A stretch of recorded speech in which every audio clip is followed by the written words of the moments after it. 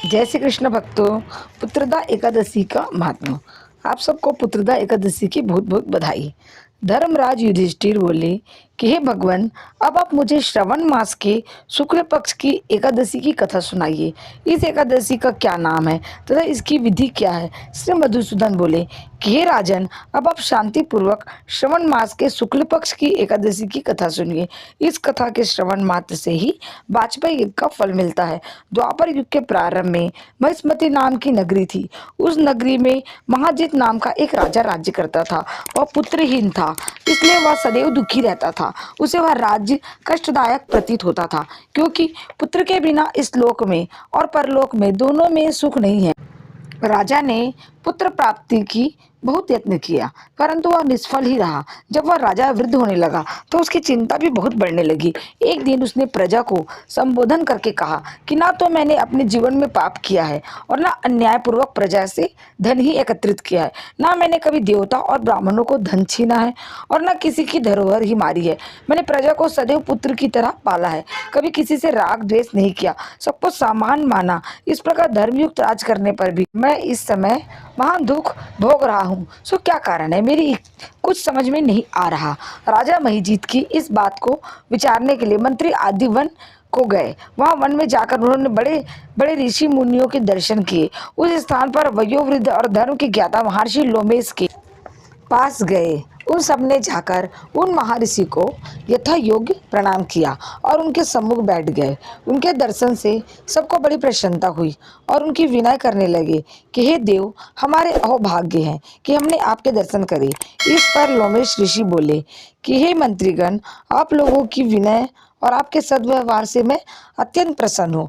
आप मुझे अपने आने का कारण बतलाइए। मैं आपके कार्य को अपनी शक्ति के अनुसार अवश्य ही करूँगा, क्योंकि हमारा शरीर ही परोपकार के लिए बना है, इसमें किंचित मात्र भी संदेह नहीं।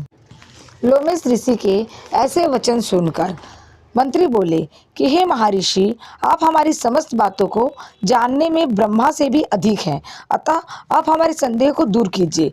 महिष्मति नाम की पुरी में महिजीत नाम का एक धर्मात्मा राजा है।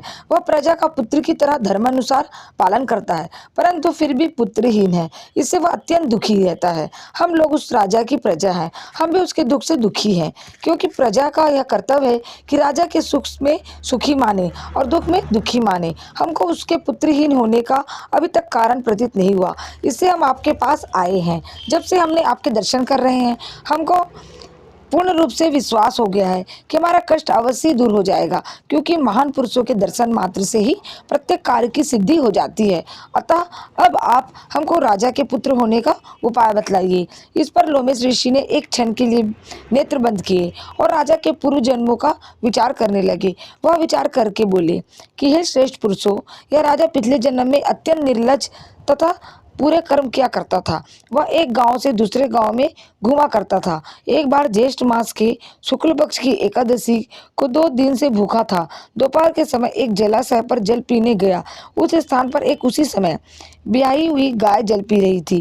राजा ने उसको प्यासी ही भगा दिया और स्वयं जल पीने लगा। हे ब्राह्मणों, इसलिए राजा को यह दुख भोगने पड़ रहे हैं।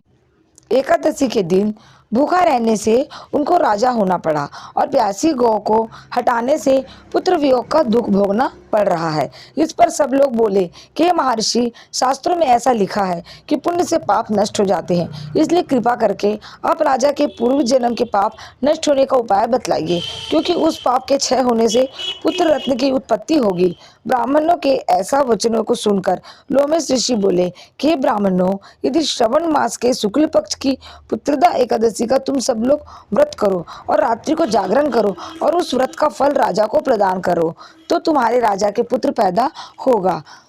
राजा के समस्त दुख नष्ट हो जाएंगे। मंत्रियों सहित समस्त प्रजा महर्षि लोमेश ऋषि के वाक्यों को सुनकर प्रसन्नता पूर्वक अपने नगर को वापस आए। उन सब लोगों ने श्रवण मास के शुक्ल पक्ष की पुत्रदा एकादशी को लोमेश ऋषि की आज्ञा अनुसार विधि पूर्वक व्रत किया और द्वादशी को उसका फल राजा को दिया। उस पुण्य के प्रभाव से रानी ने गर्भ धारण किया और 9 महीने के पश्चात उसके एक अत्यंत तेजस्वी पुत्र रत्न पैदा हुआ। हे राजन, इसलिए इस एकादशी का नाम पुत्रदा पड़ा। जो मनुष्य पुत्र रत्न को प्राप्त करना चाहते हैं उन्हें इस एकादशी का विधि पूर्वक व्रत करना चाहिए। इस व्रत के प्रभाव से इस लोक में सुख और परलोक में स्वर्ग मिलता है।